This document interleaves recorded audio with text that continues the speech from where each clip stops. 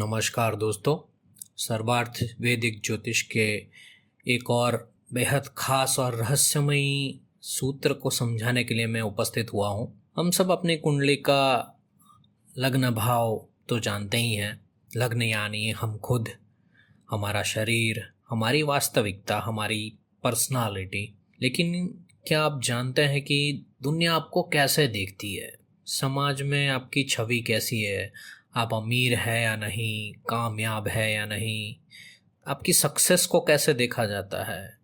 ये दुनिया आपकी कुंडली के वास्तविक लग्न से नहीं, लेकिन आरूढ़ लग्न से देखती है। इसका मैं एक एग्जांपल इजी लैंग्वेज में समझाता हूँ।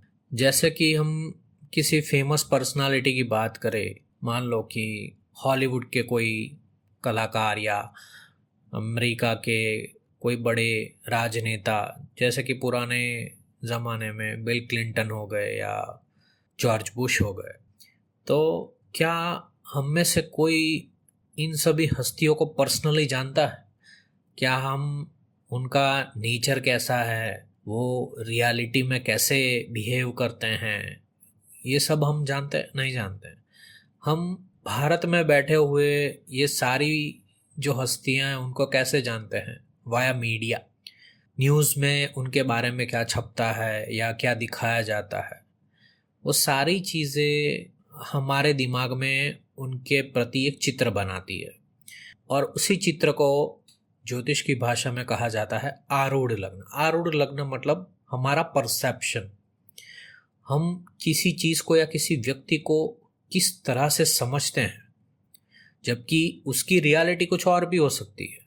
फॉर एग्जाम्पल, आज के ज़माने में कई सारे लोग अपने आप को स्पिरिचुअल दिखाते हैं। मीडिया में भी उनको एक टैग दिया जाता है कि ये बहुत ही बड़े संत हैं, बड़े स्पिरिचुअल इंसान हैं।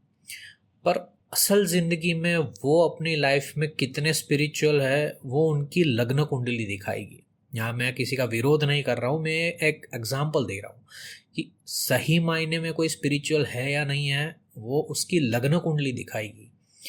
लेकिन समाज में उनकी जो छवि है वो स्पिरिचुअल है, वो एक अलग सा मामला है। आप समझ रहे हैं? तो आज इसी वीडियो में हम बहुत ही सरल भाषा में समझेंगे कि आरूढ़ लग्न क्या होता है, इसे अपनी कुंडली में कैसे देखें और इसका हमारे जीवन, सक्सेस, करियर, फेम, मनी, उस पर क्या असर है। वीडियो को आखिर तक ज़रूर देखिएगा, क्योंकि आज आपकी कुंडली का एक बहुत बड़ा रहस्य खुलने वाला है। तो आइए सबसे पहले समझते हैं कि आरूढ़ शब्द का अर्थ क्या है। महर्षि पराशर के बृहत्पराशर होरा शास्त्र के अनुसार आरूढ़ का मतलब होता है सवारी करना, सवार होना। जैसे कि रथारूढ़ होना मतलब रथ की सवारी करना। तो इसी तरह से आपका लग्न जिस रथ मतलब कि जिस भाव को सवार होकर दुनिया में प्रकट होता है, उसको आरूढ़ लग्न कहते हैं। इसे एक आसान उदाहरण से समझिए कि मान लीजिए कि कोई व्यक्ति है, वो अंदर से बहुत परेशान है, तनाव में है या आध्यात्मिक है, या उसका वास्तविक लग्न है। लेकिन समाज की नज़रों में वो बहुत बड़ा बिजनेसमैन है, महंगी महंगी गाड़ियों में घूमता है, लोग उसे बेहद सुखी मानते हैं। ये जो दुनिया के सामने उसकी इमेज है, उसी को आरूढ़ कहते हैं, जो कि एक परसेप्शन है। ये उस बंदे की वास्तविकता नहीं है, ये एक परसेप्शन है लोगों का कि वो बड़ा खुश इंसान है, वो बड़ा हैप्पी है, वो बहुत रिच है। पर उसकी जो रियलिटी है वो कुछ और भी हो सकती है, कई मामलों में होती भी है। तो सरल शब्दों में लग्न आपका या हमारा सत्य है, हमारा ट्रुथ है, रियल सिचुएशन। जबकि आरूढ़ लग्न समाज के लिए आपका स्टेटस है। स्टेटस मतलब एक प्रकार से एक इल्यूजन, एक माया। तो आपकी इमेज के साथ कौन सी माया जुड़ी हुई है, आपकी इमेज के साथ क्या जोड़ा जाता है? क्या आपको लोग स्पिरिचुअल बोलते हैं? क्या आपको लोग रिच बोलते हैं? क्या आपको लोग बहुत ही सीधा इंसान मानते हैं, जबकि आप रियलिटी में ऐसा ना भी हो? तो इस सभी चीज़ों के लिए भौतिक दुनिया में जो नाम, जो प्रसिद्धि, जो पद पाने के लिए जो सारी जद्दोजहद होती है, उसके लिए आरूढ़ लग्न हमारा स्ट्रांग होना बहुत ज़रूरी है। आइए समझते हैं कि अपनी कुंडली में आरूढ़ लग्न को कैसे निकाला जाता है। इसके लिए आपको किसी भी प्रकार का कैलकुलेशन करने की ज़रूरत नहीं है। यह बहुत ही इजी टू अंडरस्टैंड कॉन्सेप्ट है। बहुत सारे जो ज्योतिष लिटरेचर है उनके अंदर भी अवेलेबल है, पर मैं इसको बहुत ही इजी वे में समझाने की कोशिश करता हूँ। जैसे कि अपनी लग्न कुंडली निकालिए और देखिए कि पहले भाव का जो स्वामी है, मान लो कि कोई भी लग्न है, तो जो आपका पहले भाव का स्वामी है यानी कि आपका जो लग्नेश है वो कुंडली में किस घर में बैठा है। अब पहले घर से लग्नेश जितने घर आगे बैठा है, लग्नेश से उतने ही घर आगे गिनना है। बस वो हो गया हमारा आरूढ़ लग्न। जिस घर पर आपकी गिनती रुकेगी वही आपका आरूढ़ लग्न बन जाएगा। और इसे बहुत सारे सॉफ्टवेयर्स के अंदर एएल के नाम से अंकित किया जाता है आरूढ़ लग्न। एक एग्जाम्पल से मैं आपको समझाता हूँ, बहुत ही इजी है इस चीज़ को समझना।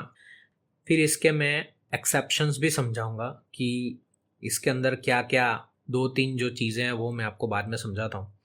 मान लीजिए कि आपकी कुंडली में लग्न में 1 नंबर लिखा हुआ है, मतलब कि आपकी मेष लग्न की कुंडली है। भाई मेष लग्न का स्वामी जो है वो मंगल है, और मंगल आपकी कुंडली में 11th हाउस में बैठा है, मतलब 11वें भाव में लाभ स्थान में बैठा हुआ है। तो आरूढ़ लग्न निकालने के लिए और कुछ नहीं करना है। लग्न से मंगल का पूरा चक्कर लगाते हुए हमें 11 अंक प्राप्त होते हैं। 11वें घर में बैठा है, तो मंगल से भी हमें 11 घर आगे गिनना है।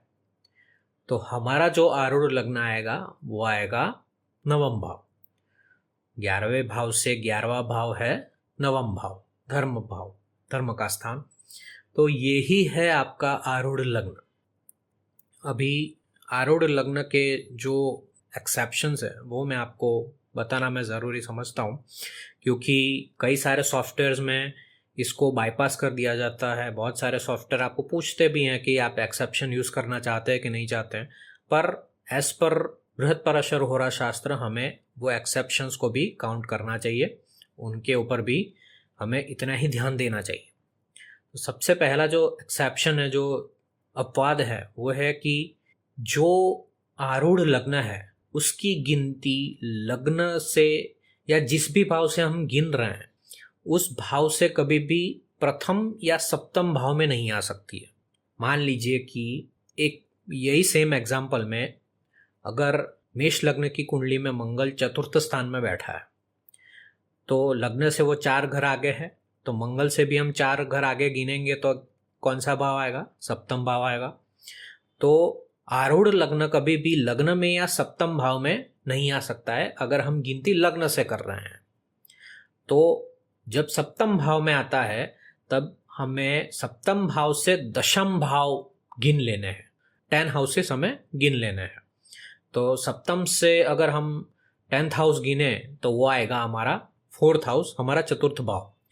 तो मेष लग्न की कुंडली में अगर मंगल चतुर्थ भाव में है तो उसका आरूढ़ लग्न भी चतुर्थ भाव में ही आएगा। ठीक है, ये एक एक्सेप्शन है जो कि गिनना बहुत ज़रूरी है। एक और एग्जाम्पल मैं आपको बताता हूँ। जैसे कि लग्न की बात नहीं करते, अभी हम किसी और भाव की बात करते हैं। मान लो कि हम 11th हाउस की बात करते हैं या 10th हाउस की बात करते हैं। तो 10वें भाव का आरूढ़, 10वें भाव का आरूढ़ का मतलब क्या है, वो सारे भाव के आरूढ़ के जो मतलब है मैं आपको अगले वीडियोस में समझाऊंगा। पर 10वें भाव का आरूढ़ अगर हमें निकालना है तो अगर मान लीजिए कि 10वें भाव में मकर राशि लिखी हुई है तो उसका स्वामी हो गया शनि। अगर शनि 10वें भाव से 4 घर आगे यानी कि लग्न भाव में है तो हमें उसका आरूढ़ जब निकलेगा तो शनि से 4 घर आगे गिनना होगा, तो वो आ जाएगा चतुर्थ भाव।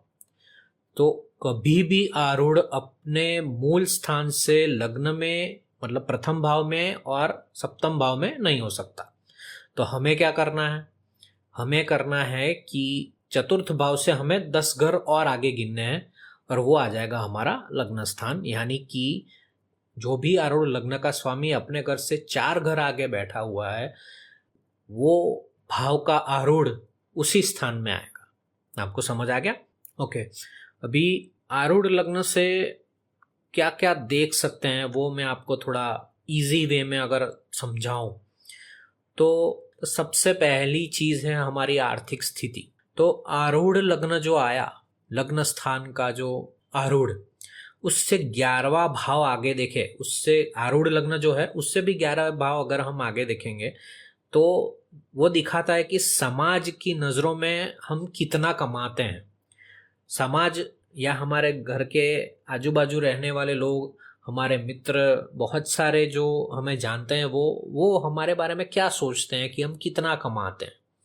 तो वो जो छवि है वो मायाजाली है। किसी के पास परफेक्ट आंकड़ा नहीं हो सकता कि ये बंदा इतना ही कमाता है, करोड़पति है या लखपति है या हजारपति है, ऐसा नहीं है।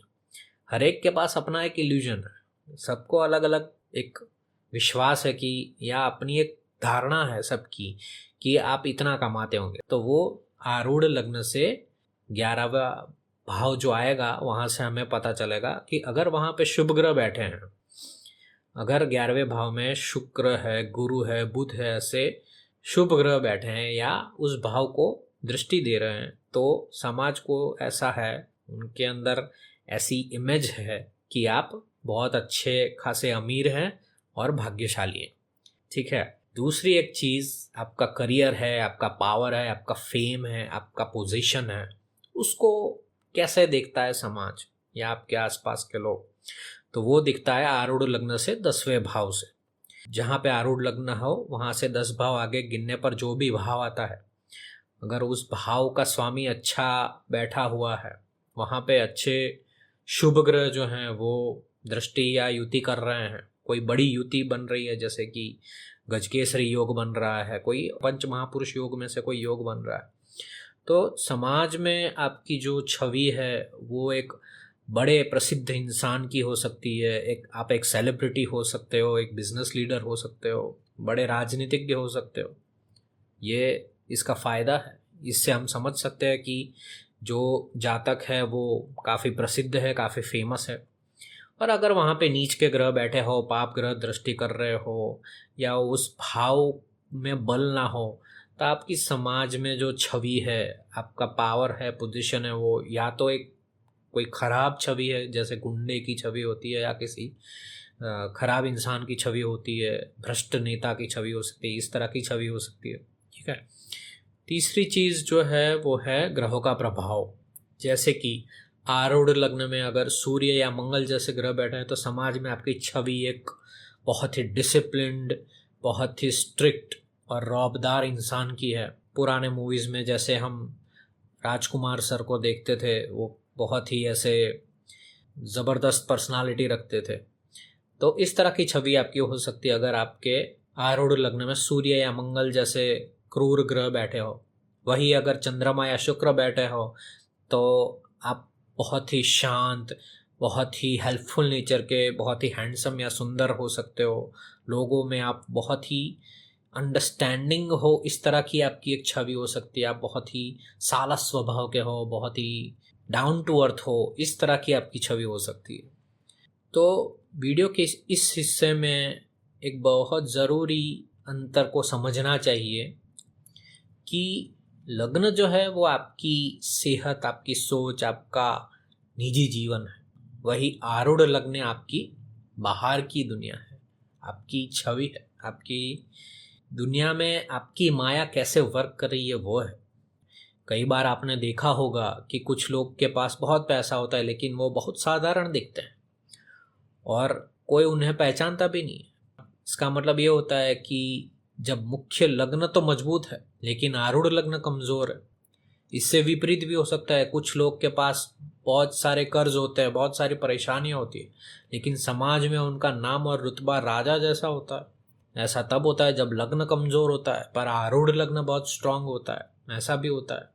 तो इसलिए जीवन को संतुलित जीने के लिए इन दोनों को मजबूत करना बहुत ज़रूरी होता है। जैसे कि समाज में हमारी छवि को इम्प्रूव करना भी बहुत ज़रूरी होता है। हमारी पर्सनालिटी बाहर कैसे दिख रही है, हमारी सक्सेस को बाहर कैसे परसीव किया जाता है, वो भी अच्छा हो, वो ज़रूरी है। तो दोस्तों, अभी अपनी कुंडली निकालिए। तो मेरे ख्याल से मैंने इस छोटे से टॉपिक को बहुत अच्छे से कवर किया है।